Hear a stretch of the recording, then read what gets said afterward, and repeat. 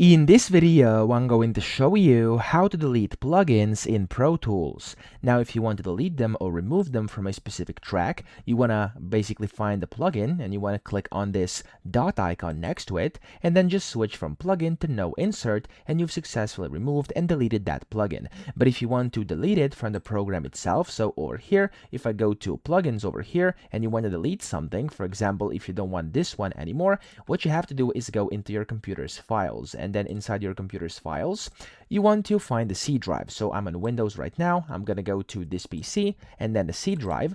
And inside the C drive, go to Program Files over here. And then in here, you want to scroll down and here you have Common Files.